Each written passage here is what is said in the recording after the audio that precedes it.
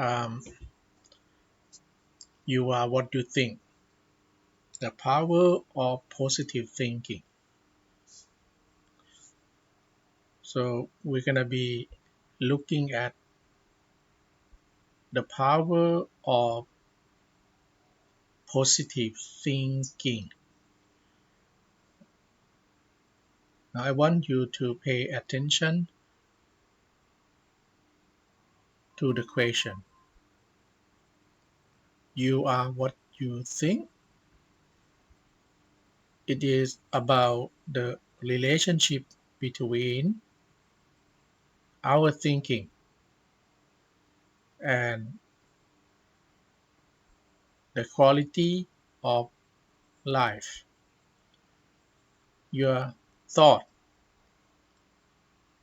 your thought has um, some power.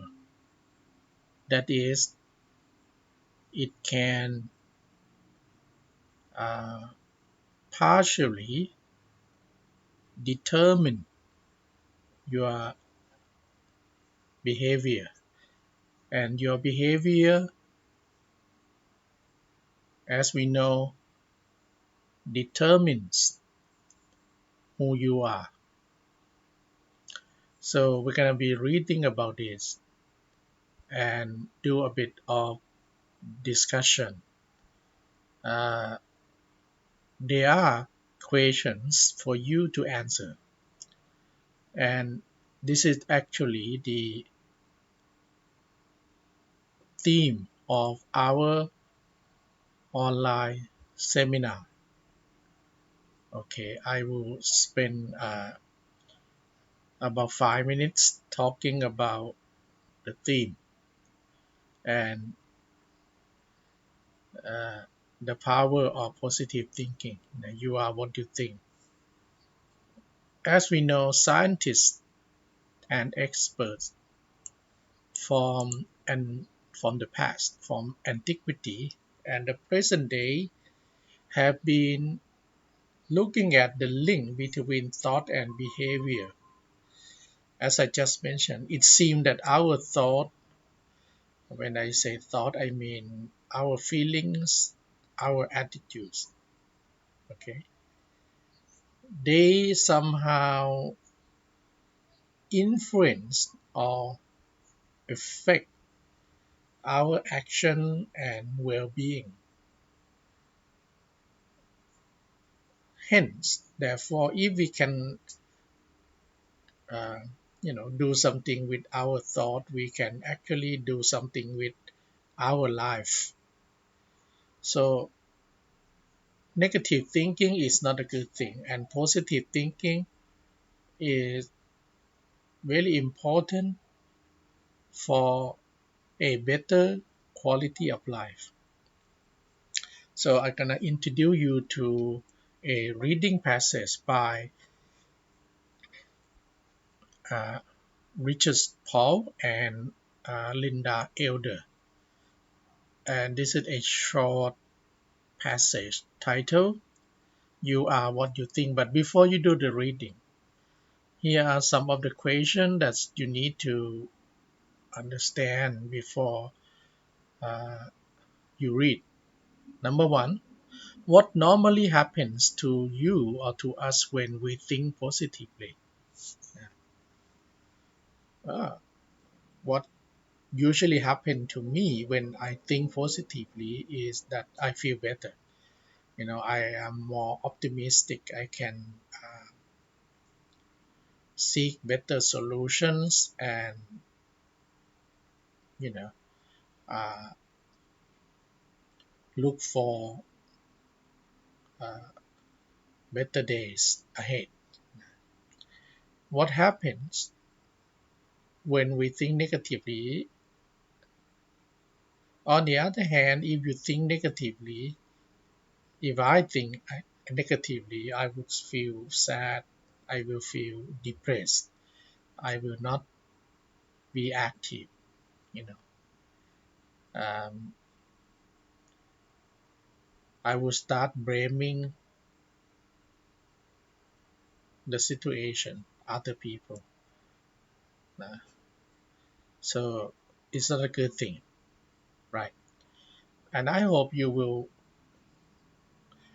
uh, experience the same or similar things when you think positively and when you think negatively. Am I right? You may disagree. Number three, can thoughts become things? In other words, can our thinking be translated into uh, actual behavior? Yes, it can. It can because our thought is also considered to be our behavior. Number four, we have been looking at thinking. Is thinking an action? Following from number three, okay, our thought is our action. I mean, this is important to understand this. Okay, and number five, what should we do to live a happier life? I mean, this is a good question. I mean, I will leave up to you. Maybe you need to uh, think positively. Maybe you need to uh, meditate. I mean, or develop uh, your concentration. Having the right concentration will be a very good thing.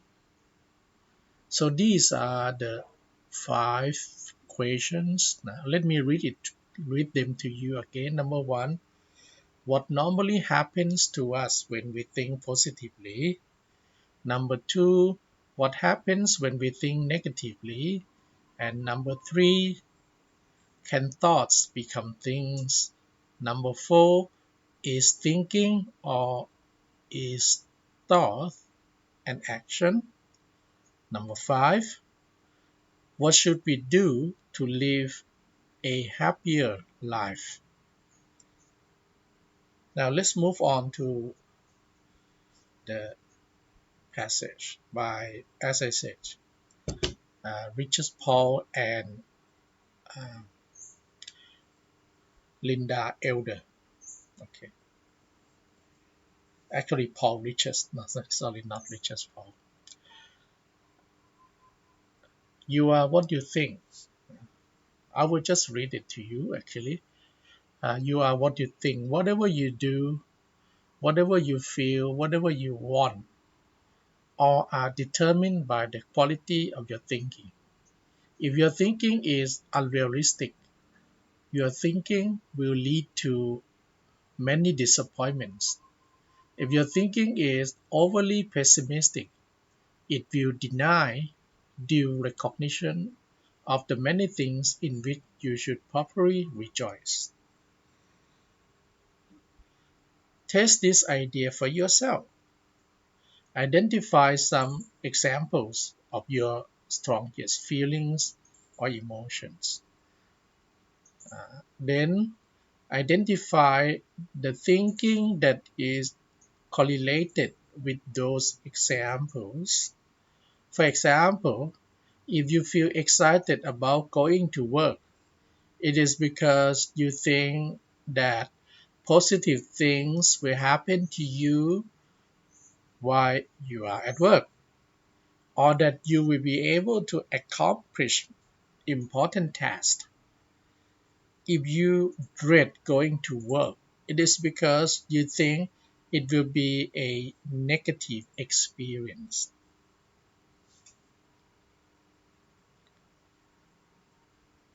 In a similar way, if the quality of your life is not what you wish it to be, it is probably because it is tied to the way you think about your life.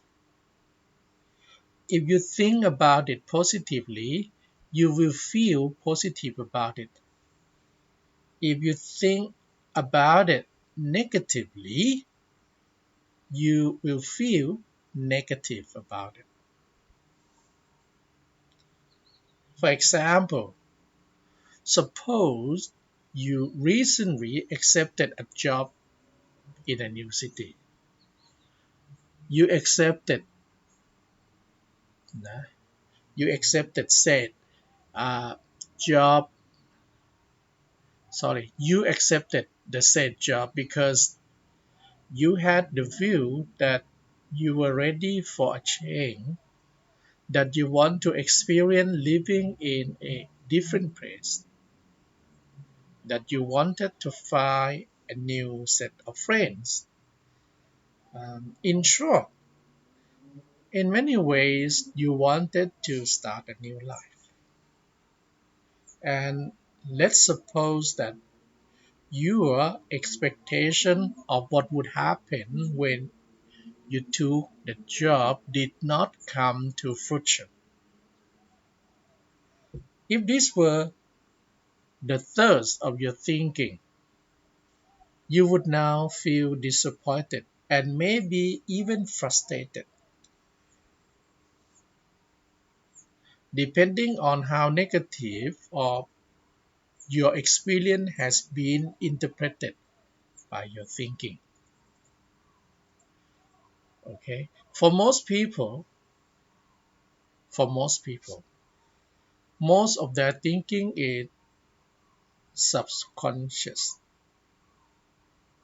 That is, never explicitly put into words. For example, most people who think negatively would not say of themselves,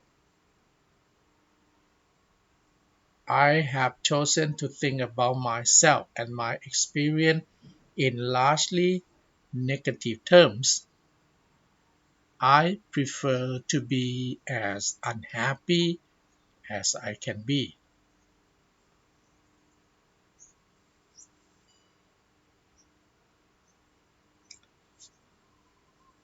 The problem is that when you are not aware of your thinking, you have no chance of correcting it. Correcting it.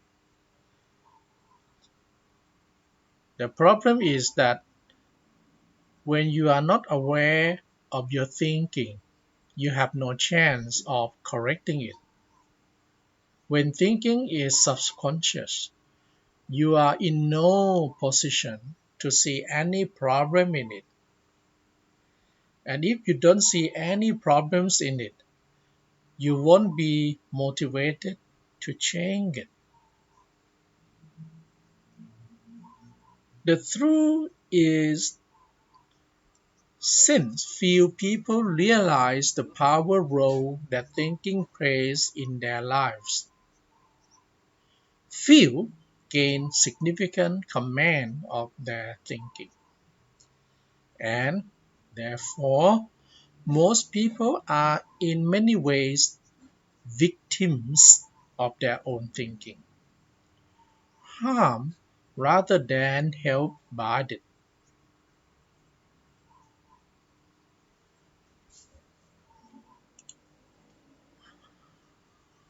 Uh, Okay, harm rather than helped by it.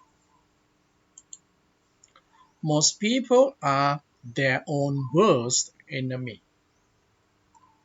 Their thinking is a continual source of problem, preventing them from recognizing opportunities, keeping them from exerting energy where it will do the most good, poisoning relationships and leading them down blind alley.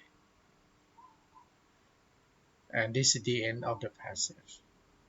It's not that long, but very important. Now, after reading, there are actually 7 questions in total for you to answer. Number one, I want you to read again carefully and write down the main idea of the passage. Maybe Your answer should be not too long, maybe just a couple of sentences.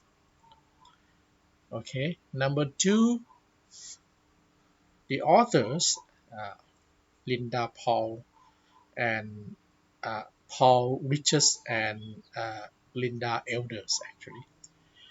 Why do the authors say that most people are the victims of their own thinking? Why do they say that? And number three, what's the difference between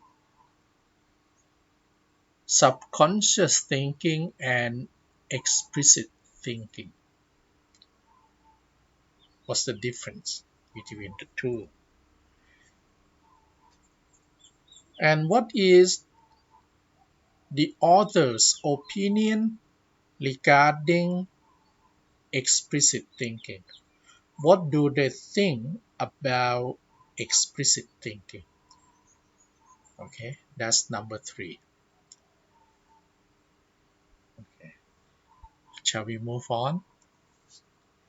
Okay, now look at number four, the word bright alleys. What does it mean? And what does the expression bright alleys means? Is it the last sentence of the passage? Number five, what does the expression if you dread going to work? In other words, I would like paraphrase this. Okay, if you dread going to work, what does it mean? Now, six, do you like the idea communicated in the passage? You have to be able to identify the main idea in question one first. Okay, and once you have got the main idea, what do you think about the idea? Do you agree or disagree? Why and why not? Okay, do you like it? In other words, the last question, what do you think are some flaws or some weaknesses in the assertion? You are what you think.